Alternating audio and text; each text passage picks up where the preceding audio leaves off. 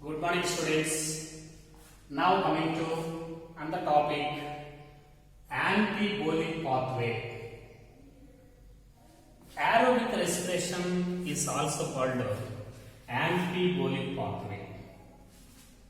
Okay, anabolic pathway. Aerobic respiration is anabolic pathway. Actually, carbohydrates are the most favored. Carbohydrates are the most favored substrates in aerobic respiration. Not only in aerobic respiration. Carbohydrates are the most favored substrates in a respiration process. Just before the participation of these carbohydrates, first carbohydrates are converted into simple sugars. They are first converted into simple sugars. Simple sugars means converted into glucose. Okay. So carbohydrates are the most favored substrates in respiration. And carbohydrates may be different kinds: sucrose, maltose, and glucose, whatever it may be. So first carbohydrates are converted into simple sugars just before the participation in respiration as substrates. Carbohydrates are converted into simple sugars like glucose. Now this glucose, it enters into aerobic respiration in first step, that is in glycolysis. Carbohydrates, they enter into aerobic respiration in first stage, that is in glycolysis. Now this glucose, it is converted, it is entered into glycolysis, it is converted into glucose 6-phosphate. Okay, glucose 6-phosphate in glycolysis is the first reaction. Now this glucose 6-phosphate is converted into fructose 6-phosphate and then into fructose 1,6-bisphosphate. Okay, actually you know glycolysis in previous classes. Glucose is converted into glucose 6-phosphate. Now glucose 6-phosphate into fructose 6-phosphate. Now fructose 6-phosphate into fructose 1,6-bisphosphate. Now fructose 1,6-bisphosphate is converted into 2 trioses. These 2 trioses are one is glyceraldehyde 3-phosphate, okay, and dihydroxy acetone phosphate. Now this fructose 1,6-bisphosphate, it splits, it cleavages into 2 trioses, dihydroxy acetone phosphate and DOP. Now this dihydroxy acetone phosphate is also converted into G3P. Then it continues the remaining reactions. At the end of this glycolysis, pyruvic acid is formed. Pyruvic acid. Okay. 2 trioses, they produce 2 pyruvic acid molecules. The basic substrate in glycolysis is glucose. End product of glycolysis is pyruvic acid. This is glycolysis. Now in second step of aerobic respiration, this pyruvic acid is oxidated to decarboxylated into acetyl coenzyme A. Acetyl coenzyme A. Conversion of pyruvic acid into acetyl coenzyme A is the second step. Pyruvate oxidate to decarboxylation. This is acetyl coenzyme A. This is second step. Okay. This is first step glycolysis. This is second step acetyl and pyruvic oxidate to decarboxylation. Now this acetyl coenzyme A, it is completely oxidized in a Krebs cycle. It is completely oxidized in a Krebs cycle, leading to the formation of CO2 and water. In addition with this CO2 and water is also produce some amount of NADH2, FADH2 for one Krebs cycle, one turn, 3 NADH2, 1 ATP, 1 FADH2. You know already this cycle, Krebs cycle. This is third step. Okay, first step, carbohydrates are the most favored substance in respiration. These carbohydrates are first converted into simple sugars like glucose. Glucose is entered into the first step of respiration, that is glycolysis. At the end of glycolysis, pyruvate is formed. Now pyruvate is converted into acetyl coenzyme in second step. Now acetyl coenzyme is completely oxidized and leading to the formation of CO2 and water in third step, that is Krebs cycle. This is aerobic respiration. Complete shortcut schematic representation of aerobic respiration. Okay, so carbohydrates are the most favored. Carbohydrates are the most favored substrate in respiration. They enter into the aerobic respiration at the first step, that is glycolysis, and continue the 3 steps, and ultimately it is complete oxidation into water and CO2. This is the way of aerobic respiration through carbohydrates. When carbohydrates they act as substrates. Okay. Now coming on the point, very important. Not only carbohydrates, some other substrates are also respired in respiration. Okay, for example, the other type of substrates, fats. Other substrates, fats. Fats also respire in respiration process. Okay, and just before the participation of these fats, first fats are degraded into fatty acids. Fatty acids. First, fats are degraded into fatty acids and glycerol. Fatty acids and glycerol. Okay. Fats also act as substrates in aerobic respiration. They are also one type of substrates in respiration. But these fats, they never enter into the aerobic respiration at the first step, that is in glycolysis. It is not entered into aerobic respiration in first step.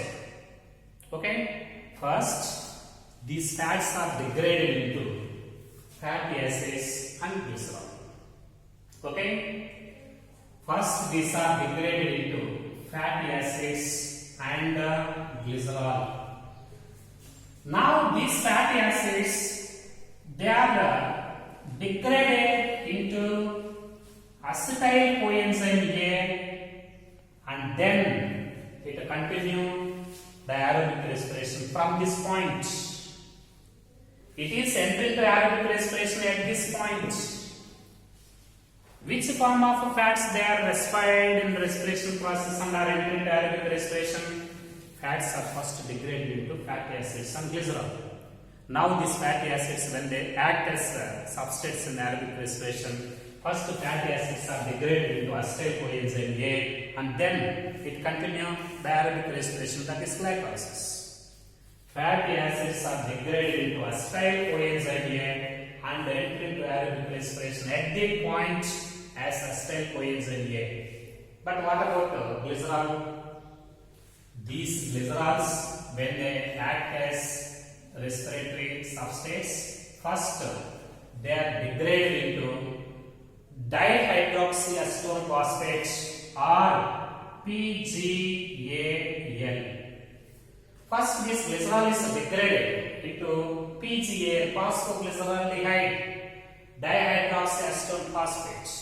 Now it is converted into G3P and it continues the aerobic respiration.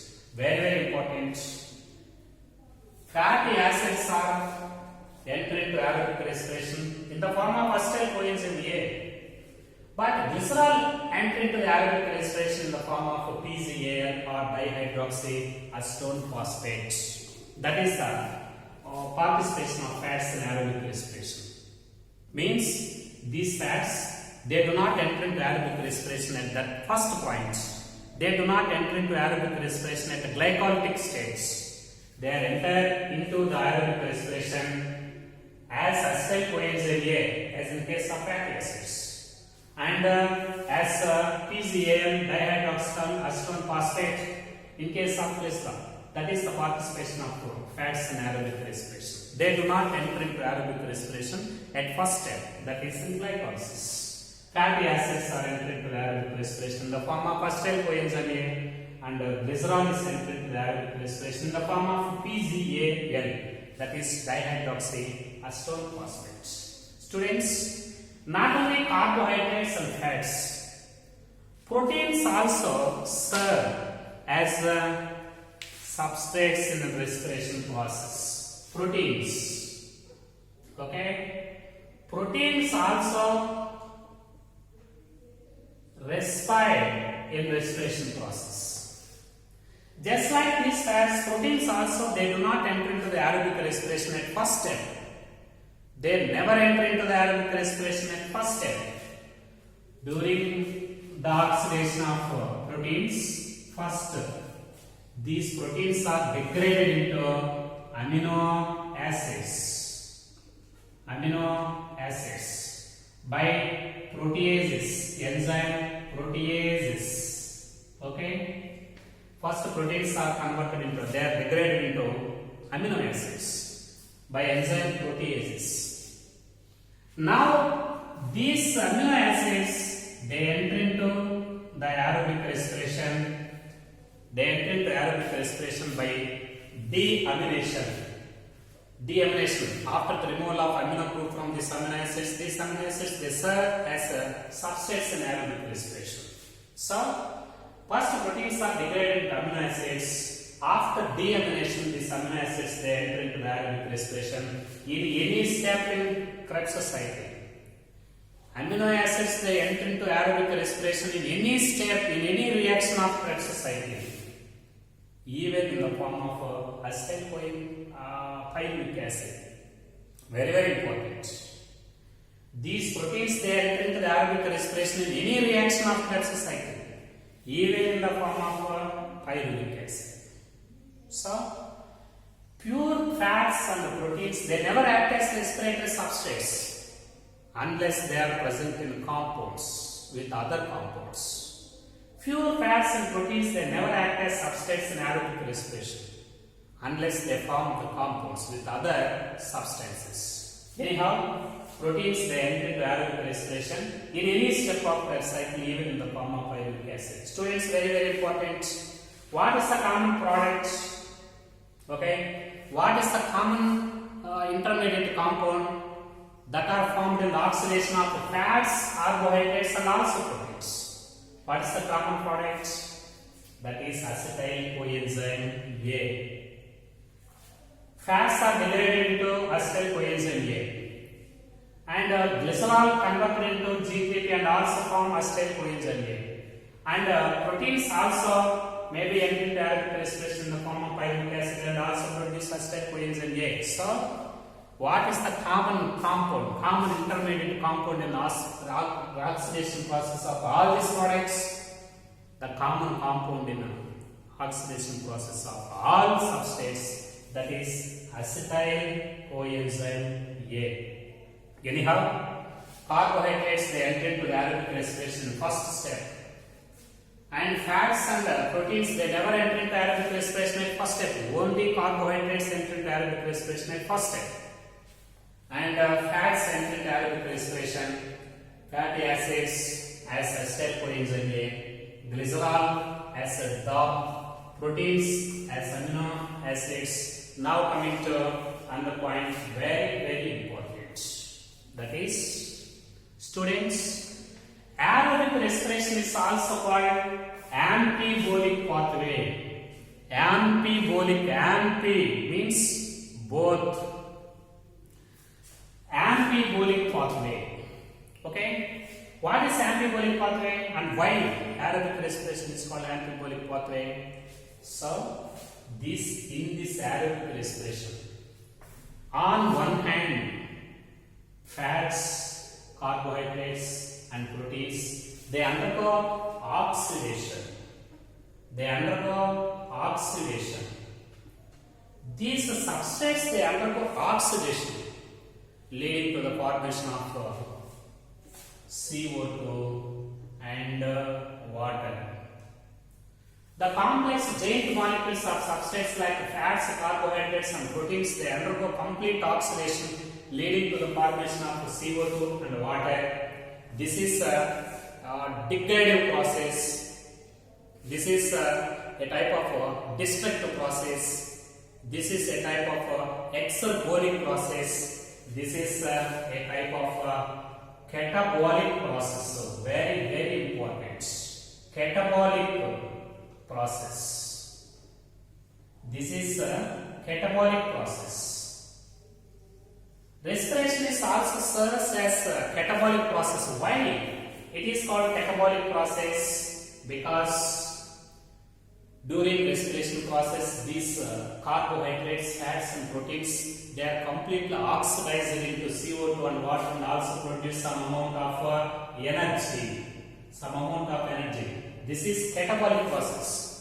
Complex carbohydrates and fats and proteins are degraded into very simple substances like water and CO2, and also some amount of energy. So that this is called catabolic process. Okay. At the same time, okay. For example, fatty acids are degraded into acetyl coenzyme A and they are completely oxidized in aerobic respiration. This is a catabolic pathway because fats they are oxidized and into water and CO2. This is a catabolic role because they undergo oxidation. But when the organisms they require fatty acids, when the fatty acids are required by organisms, these fatty acids are also reconstructed by withdrawing this acetyl coenzyme A in reverse direction. Okay, these are molecules acetyl coenzyme A. It is also used as the substrate for the formation of fatty acids in reverse direction. Whenever the fatty acids are required in organisms, immediately these fatty acids are formed from these acetyl coenzyme A in reverse direction. Means formation of fatty acids from this acetyl coenzyme A. This is called anabolic process. This is synthesizing process. This is also called a constructive process. On one hand, fatty acids they are oxidized into acetyl coenzyme A. That is catabolic role. On other hand, acetyl coenzyme A is also utilized as a substrate for the formation of fatty acids in reverse direction. That is called anabolism.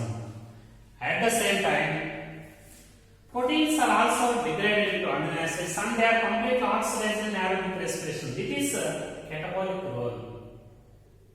At the same time, amino acids are also synthesized by using these intermediates of aerobic respiration, that is alpha ketogluteric acid. Alpha ketogluteric acid is one of the intermediate compound of Krebs cycle.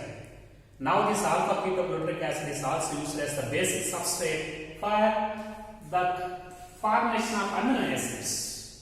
Such formation of amino acids from these intermediate compounds of aerobic respiration is called anabolism. This reverse process is called anabolism. So, is also played very significant role in anabolism. So, this aerobic respiration it not only acts as catabolic process, also acts as anabolic process, and so that these aerobic respiration it not only serves as catabolic role but also it serves as anabolic role by the observation of this anabolism and catabolism of aerobic respiration. this respiration, aerobic respiration, is also called amphibolic.